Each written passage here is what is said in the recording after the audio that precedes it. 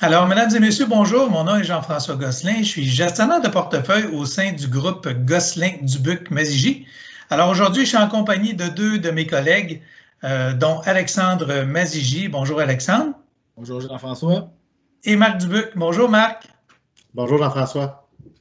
Alors, sans plus tarder, aujourd'hui, on avait le goût de vous partager notre première revue économique de l'année 2021. Alors, sans plus tarder, je vais vous présenter le contenu qu'on a préparé pour vous. Donc, Alexandre va nous entretenir avec l'actualité et les grands enjeux. Je vais poursuivre avec la rétrospective de 2020 et ensuite de ça, on va conclure avec les perspectives économiques et le positionnement stratégique avec Marc. Alors, sans plus tarder, Alexandre, je te cède la parole. Merci Jean-François. Chers amis, je rêve au jour où les nouvelles financières ne seront plus juste un bulletin COVID. Les vaccins nous permettent de voir la lumière au bout du tunnel, bien que la seconde vague est loin d'être terminée. Si on peut voir sur la prochaine page que du côté des marchés, cette lumière au bout du tunnel semble avoir été escomptée depuis déjà quelques temps.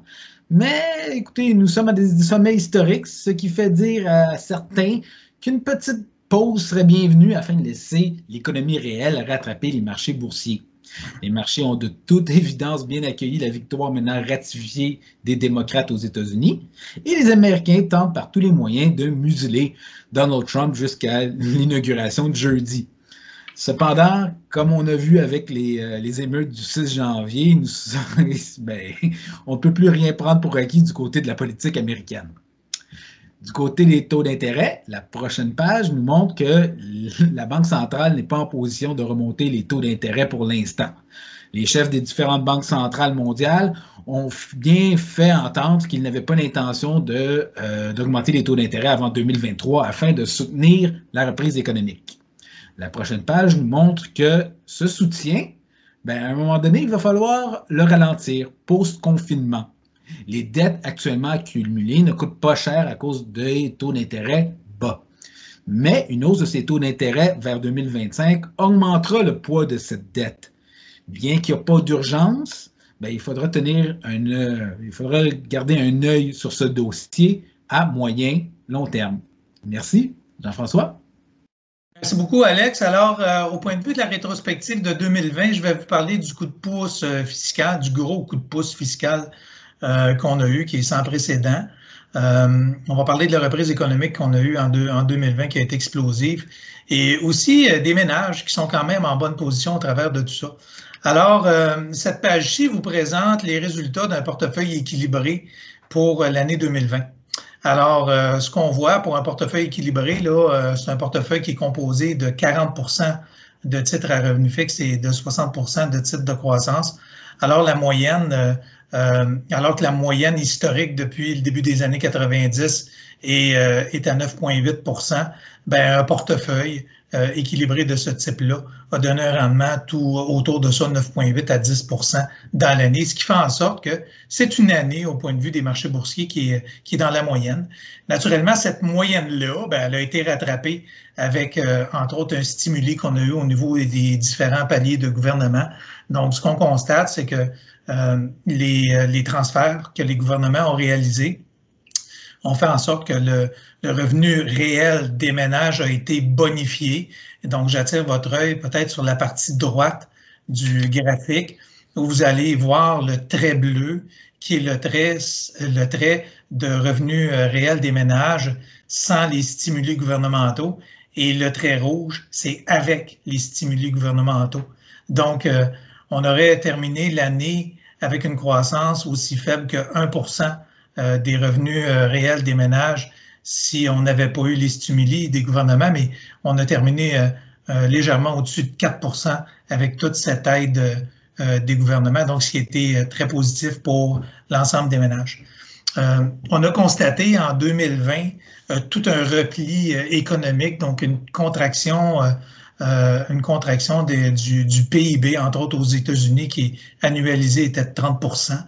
Et ce qui est surprenant de voir, c'est ce rebond-là, donc la reprise qu'on constate, la reprise en V.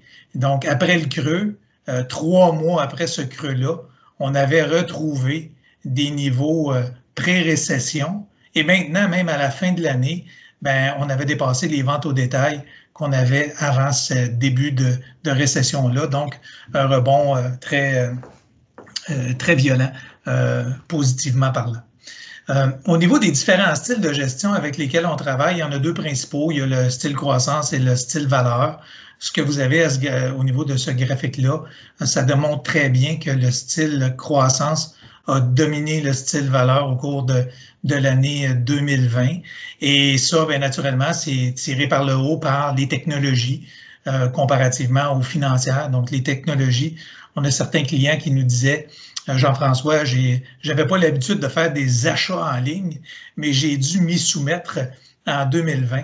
Et donc, les gens ont fait leurs premiers achats sur Amazon, par exemple.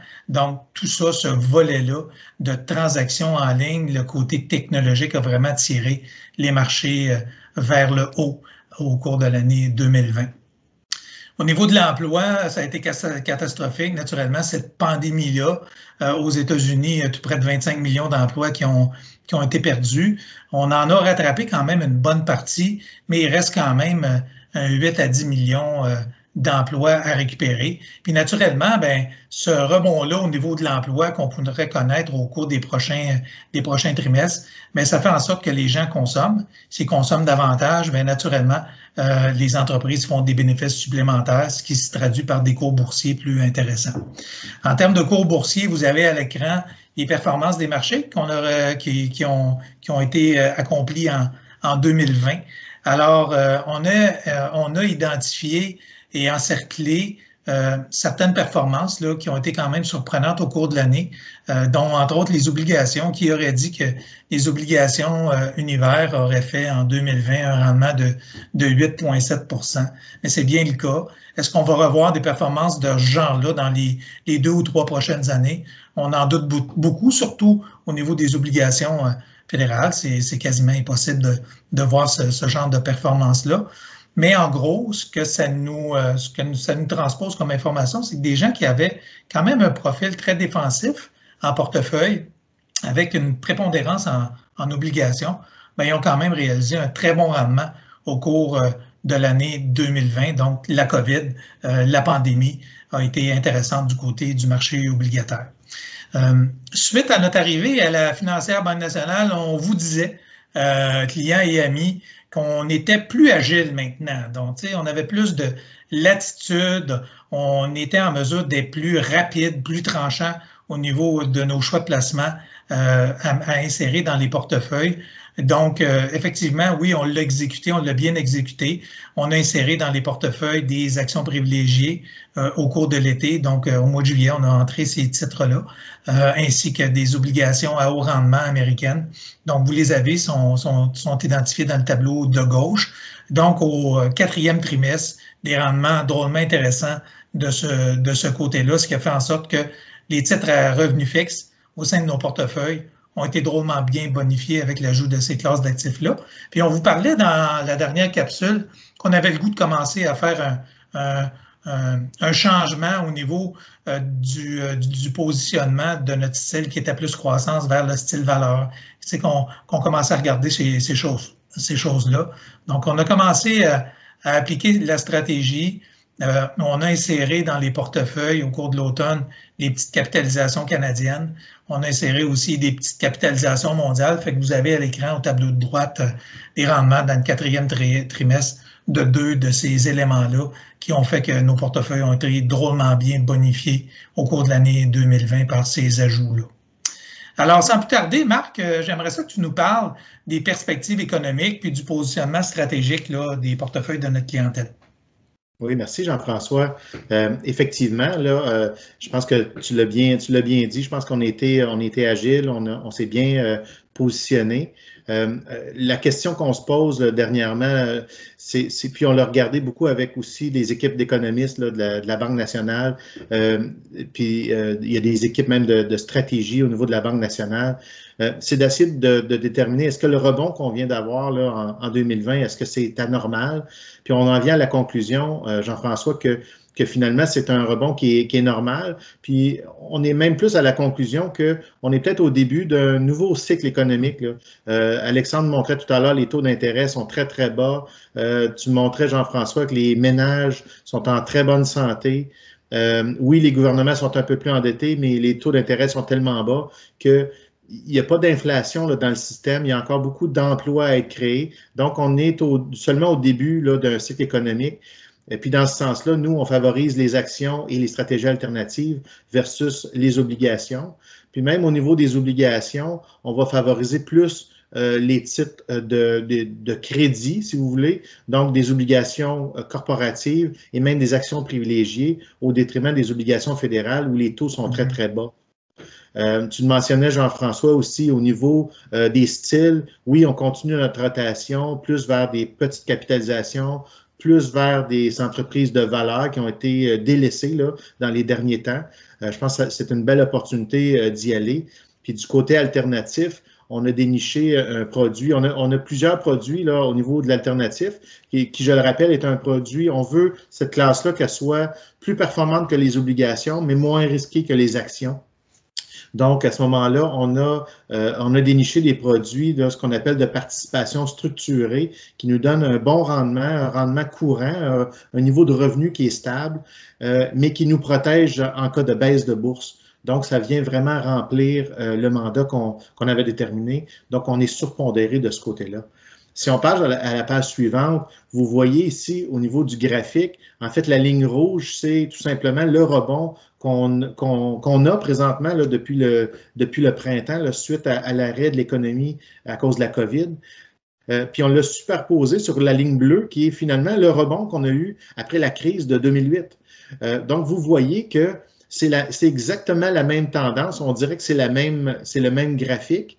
Mais donc, je pense que à chaque fois qu'il y a une correction très, très importante comme on a eu, le rebond en forme un peu de V, si vous voulez, est vraiment la norme parce que c'est là que les gouvernements investissent beaucoup dans l'économie puis ils repartent l'économie.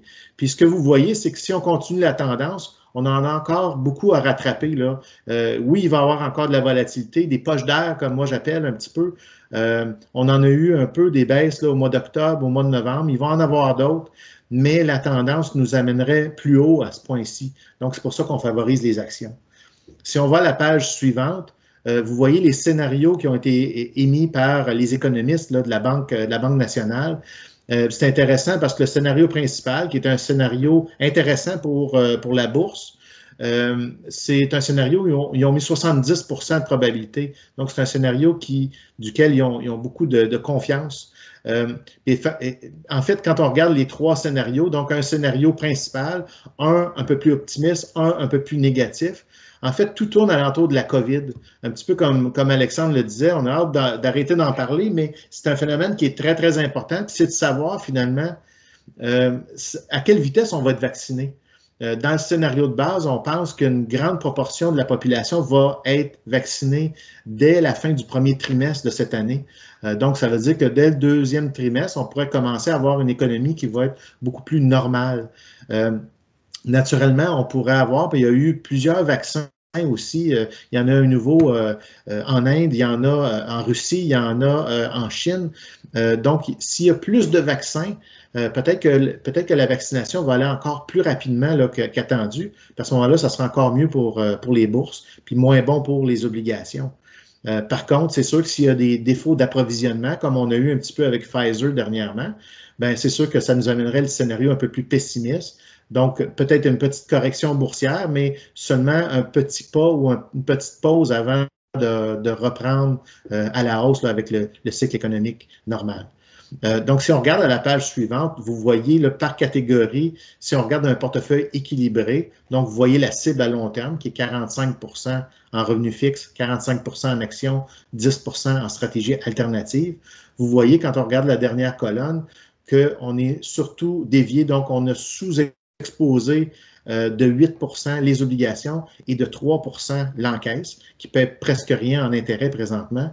Et puis, on a investi ces sommes-là en actions internationales surtout, et dans des stratégies alternatives, comme je parlais tout à l'heure. Donc, ça représente essentiellement notre positionnement actuellement, qui est en fonction vraiment d'une économie qui est en reprise encore. Donc, ça complète ma portion. Jean-François?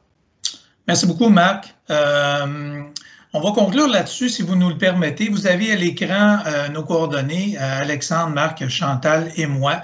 Donc, on vous invite à nous contacter si vous avez des questionnements sur cette présentation-là, des commentaires, ou si simplement vous avez besoin de nous pour nous partager un projet dans lequel on pourrait être impliqué pour vous soutenir à long terme. Je termine en vous disant, en vous faisant peut-être 2 ou 3 petits rappels. On est en début d'année, donc on parle de cotisation REER pour ceux qui sont encore sur le marché de l'emploi. Donc, je vous rappelle que vous avez jusqu'au 1er mars pour faire vos cotisations REER. On a les CELI cette année, donc le montant permis, c'est 6 000 $ de cotisation CELI pour 2021. Ceux qui ont fait des prêts aux conjoints auto-prescrits ou des prêts à des entités auto-prescrits, je vous rappelle que vous avez jusqu'au 31 janvier pour faire les remboursements à ce chapitre-là. Et dernier petit élément, peut-être des fois c'est oublié, mais ceux qui ont fait des RAP dans le passé, donc quand vous faites votre cotisation REER, n'oubliez pas d'ajouter un montant pour le remboursement de RAP parce que c'est toujours décevant d'avoir omis cet élément-là. Alors, sans plus tarder, je vous remercie et je vous dis à la prochaine. Au revoir.